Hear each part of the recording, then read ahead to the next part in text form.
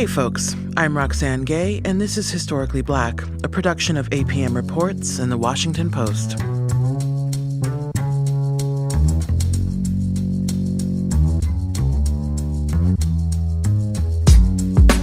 This fall, the Smithsonian's long-awaited National Museum of African American History and Culture opened on the Mall in Washington, D.C. In covering the story, the Post invited people across the country to submit photos of objects that represent their own personal and family connections to Black history. Each week, this podcast features one of those objects and the stories behind it. This time, we're doing things a bit differently. We'll be talking about the man who made the object rather than the family that owns it. My name is Deirdre Darden, and the object that I submitted is a James Vanderzee photo of my grandfather, Alfred. The late James Vanderzee was an inventive and incredibly prolific photographer in New York City during what has become known as the Harlem Renaissance. By the end of his life, Vanderzee would be regarded as the most important photographer of that time. My mom found the original photo in my grandfather's belongings in Jersey City after he passed away. And he's very young, we think maybe like mid-20s. Which means the black and white photo was taken in the 1930s. It shows a nicely dressed young man with a snap-brimmed hat tilted at a jaunty angle. To me, this photo looks exactly like my brother. And so I just see this sort of like funny, probably like really smart, kind of sly guy that's fashionable. Yeah, just like a cool cat.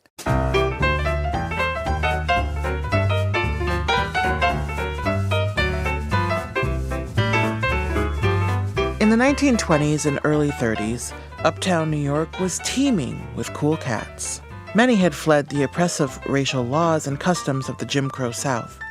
In Harlem and other urban Black neighborhoods, a new wave of African American art, literature, and music swept in. James Vanderzee is kind of in the middle of that. Thomas Allen Harris is a New York filmmaker.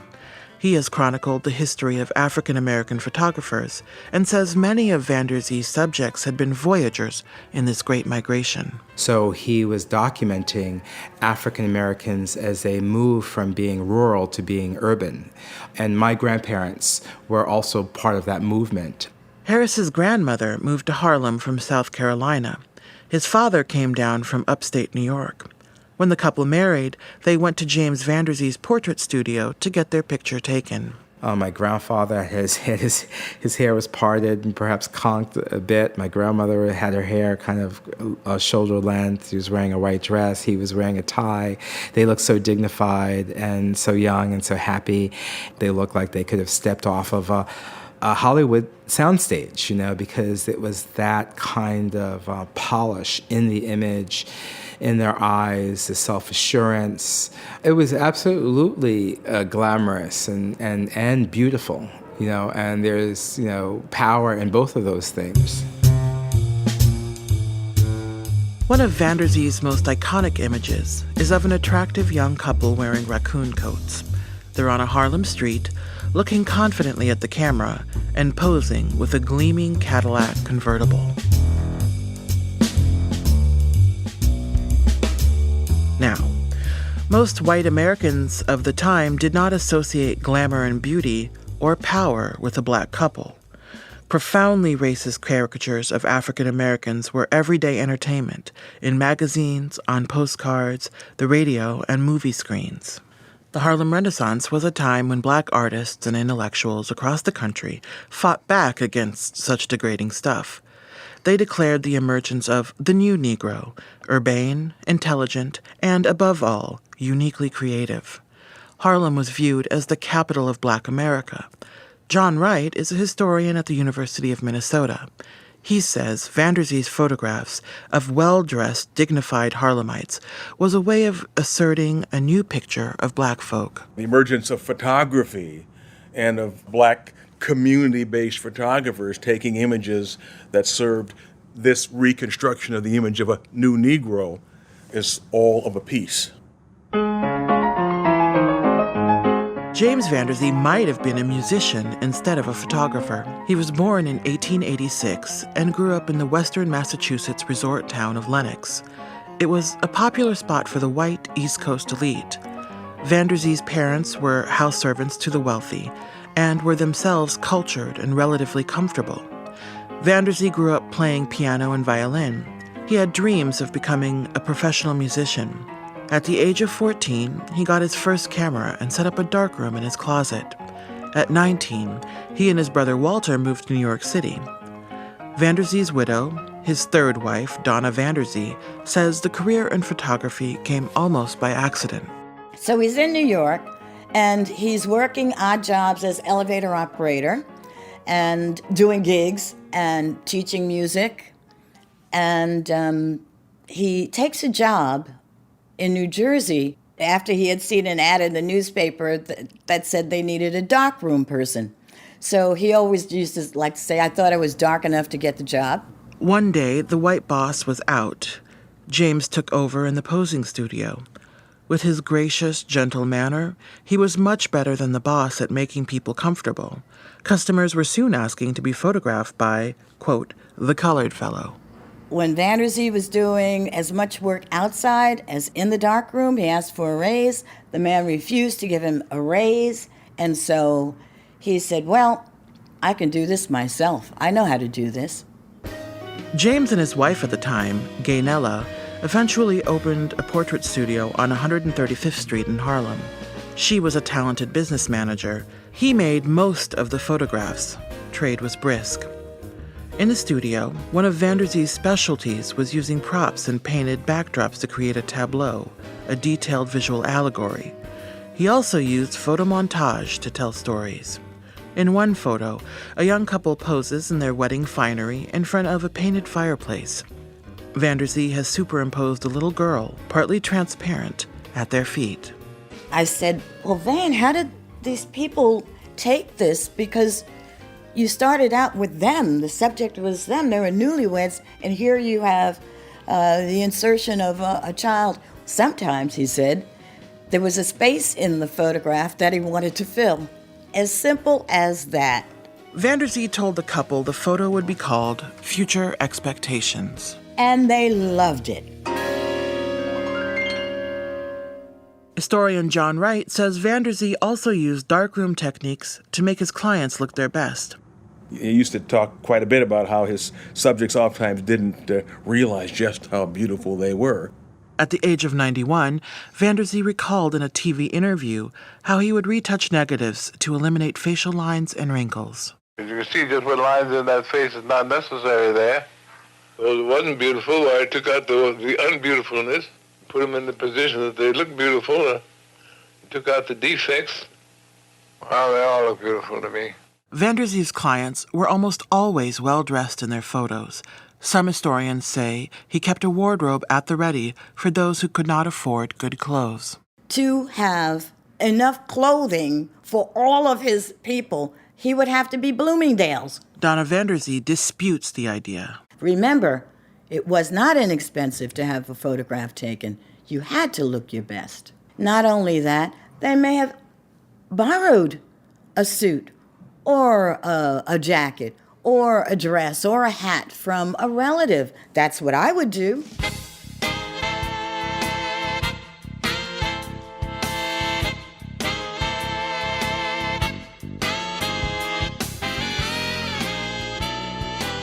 In addition to studio work, Vanderzee was also a kind of Harlem photojournalist. One of Vanderzee's big clients in the mid-1920s was the United Negro Improvement Association, or UNIA.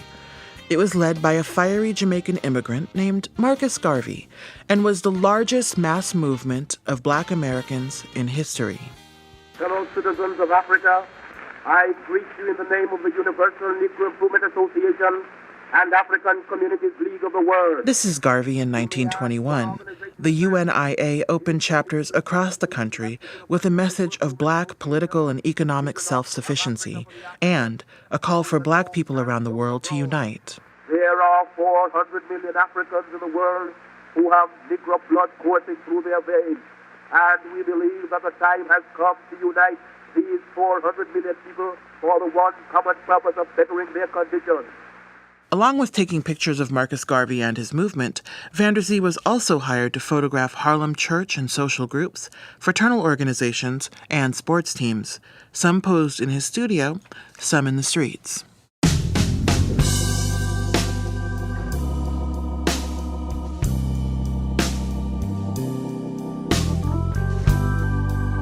The Van der Zee studio was housed in 4 different locations in Harlem over the years, but he always kept it at street level rather than a less expensive walk-up. That way, customers had easy access, and he could display his work in the front window for people passing by to see.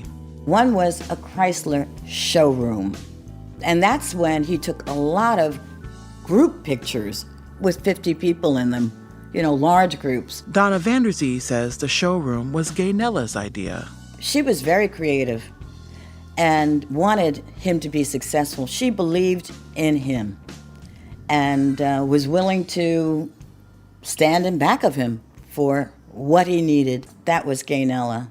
Van der Zee also specialized in a kind of portraiture that may seem peculiar to some contemporary eyes, but was fairly common at the time. He photographed Harlem's recently dead. They were shown resting in their coffins at church or in a funeral home, often with religious icons hovering, superimposed in the background.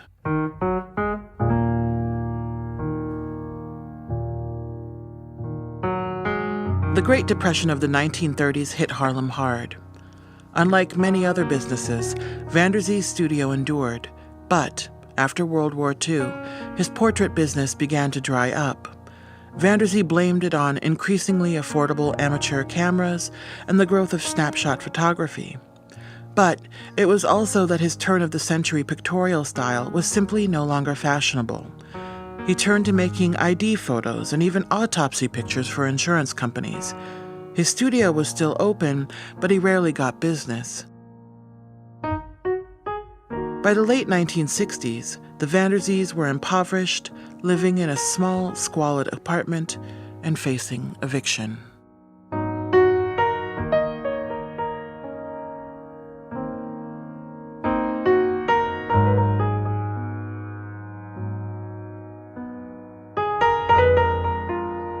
In 1969, James Van der Zee was rediscovered when a researcher for the Metropolitan Museum of Art tracked him down.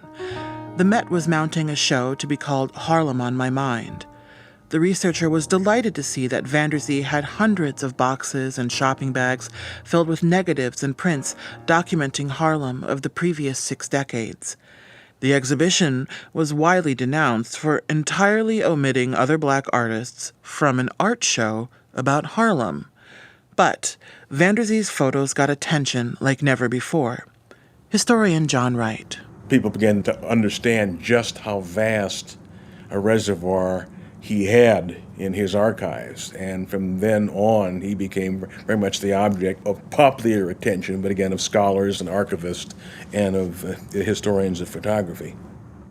Some money trickled in from the Met show and from photograph sales, but James Van der Zee was still broke. His wife, Gaynella, died in 1976. 2 years later, Van der Zee married Donna. She had been working in the art world and helping take care of him. He was 89. She was 60 years younger. Donna Van der Zee soon tried to cajole her husband into making photographs again. She got his backdrops and the big 8x10 camera out of storage. And then came an unexpected request from a pair of well-known art collectors. Camille Cosby called up and said, "Is Van der Zee taking photographs? If so, Bill would like to be photographed." Bill Cosby was our first subject, and I said, "Van, we've got a client." He said, No. He said, I'm not going to take any photographs. I said, "You've seen everything is ready." And the day of, he was not very pleased with me. But with the help of a younger black photographer, Van der Zee made the picture.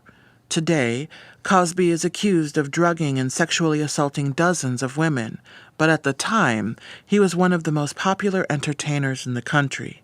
In Van der Zee's photo, Cosby is seated in a carved wooden chair wearing a pinstripe suit. He has a genteel hat and a pair of gloves on his lap and a cigar in his hand. When the negative was developed and he saw the image, Vanderzee said, "That's pretty good." And so I said, "We can do more?" He said, "Okay." In his 90s, Vanderzee made a handful of celebrity portraits. His subjects included singer Lou Rawls, actors Ossie Davis and Ruby Dee, and boxer Muhammad Ali. And he was increasingly recognized in the art world as a photographer of great consequence. Historian John Wright says Vanderzee captured rich details of Harlem life that would have otherwise gone unrecorded and possibly forgotten. Part of what's remarkable about Vanderzee is that, he, over the course of more than 40 years, living in that community, compiled the largest body of photographs by any single photographer in the country, regardless of ethnic group. Over 100,000 photographs in the course of Vanderzee's career, and there's nothing like it anyplace else.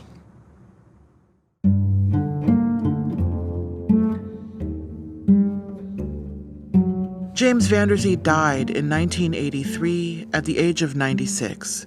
His work has been collected by major museums around the world.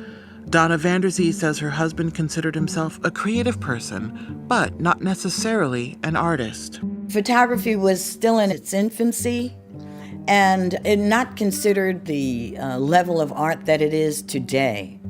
And so a person owning a shop was hardly one to consider himself on a par with artists who were painters, for instance. In fact, she says, he took up photography in part because he wasn't so good at drawing. He could never draw faces and get them right. So he says that's one reason he so much wanted a camera.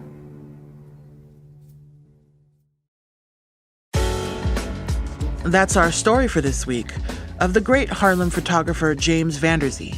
You have been listening to Historically Black, a podcast collaboration of APM Reports and The Washington Post. It was produced by Stephen Smith and Kate Ellis and edited by Mary Beth Kirshner.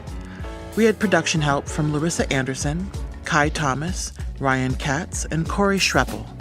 The Post staff includes Julia Carpenter, Veronica Toney, and Jessica Stahl. Our theme music is by X144. If you want to contribute to Historically Black's online museum of objects from African American history, go to WashingtonPost.com/historicallyblack. We'll be back next week. I'm Roxane Gay.